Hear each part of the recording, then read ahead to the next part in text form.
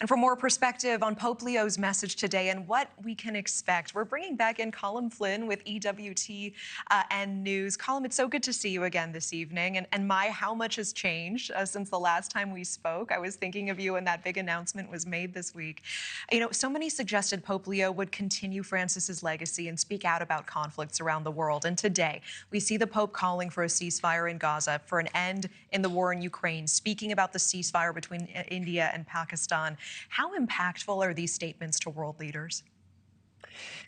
Yeah, I think they really are impactful. And remember, look, we're talking about it now live on NewsNation, but these comments are spread on TV and radio stations and newspapers right across the globe. And in fact, you know, this has been the thing that people have been watching so closely. How much will Pope Leo XIV follow in the legacy of Pope Francis? And today he directly quoted Pope Francis when he talked about World War III. You heard Robert talk about it in his report. He said that we are living and fighting World War III today, but in pieces. And he said, to quote Pope Francis, "Never again war." And he talked about Gaza, the war between Palestine and Israel. He called for an end. He called for an end to hostility in Ukraine. He also focused in on one point as well, and this is something that under Pope Francis and his pontificate, the Vatican was very involved in, which was calling for the return of deported Ukrainian children. I know that I interviewed many people working with the United States Embassy and the Vatican trying to broker that deal and get some of those children returned to Ukraine, a very harrowing experience for them and their families, as you can imagine. So, you know, everyone is watching right now here in Rome and in the Vatican. Is this Pope leaning towards Pope Francis more, or is he being his own man? And, you know, from just the first 3 days, I think you have to say it's kind of a mix of both, because although he did quote Pope Francis and he talked about so many things important to his pontificate, like peace, he also came out and he sang the Regina Coeli, the traditional prayer.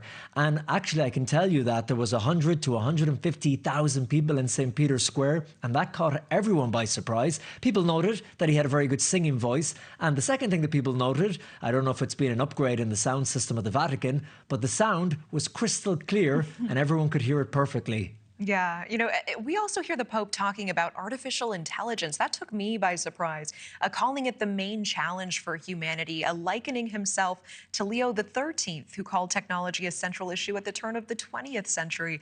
What do you make of Pope Leo's concern over AI? And did you make the connection when he chose the name Leo? Yeah, and this is fascinating, Natasha, and it's so cool that you picked up on this, because he really cleared up yesterday in a meeting with all of the cardinals, and it was very special because this is the first time he had seen all of his brother cardinals since saying goodbye to them when he left the Sistine Chapel after being elected as the Pope. So he met them again inside the Vatican, and he kind of outlined his vision for his papacy and what it would be. And he said that he felt the greatest threat to human dignity, to justice, and to labor at this time in our history is artificial intelligence. Now, the interesting thing that he picked the name Pope Leo, because Pope Leo XIII, who was there at the end of the 19th, the beginning of the 20th century, he was coming on the back of the Industrial Revolution. And this new Pope, Pope Leo XIV, he said that we have a new Industrial Revolution today, but it is the artificial intelligence revolution. And because the technology is developing so fast, it can be used by many as a force for bad. Pope Francis as well, he talked about this AI being used in weaponry to make them more precise and more deadly. So, you know, I think because he is talking about this so early in his papacy, I think this is going to be one of his big hallmarks over the next few years, really focusing on the AI technology and how it can be a force for good in the world and how the church can help that rather than a force for bad. That's fascinating. And one more question for you. Pope Leo has made statements about the Catholic Church becoming more inclusive. Do you see women being ordained or a change in clerical celibacy during his papacy? We even see the National Catholic Reporter writing, quote, that the church needs married priests now. What are your thoughts? If you ever read the National Catholic Reporter, it's not surprising to see those headlines. That's something that they've been publishing for years. But the reality is that I think under this Pope, and remember, I'm just a reporter covering this. Who knows what will happen? We're only 3 days into the papacy. But I think he will be like Pope Francis. Pope Francis was often confused and misreported in his teachings, because while he made it more welcoming to everyone, he said, who am I to judge? We should be more outreaching to the LGBT community. But he would also say then marriage will always be between a man and a woman. That sacrament will not change. And also when it came to leadership, women leadership in the church and ordination, he divorced the two, and he said, while we need more leadership, women in leadership roles, and he did that, there will never be female ordination.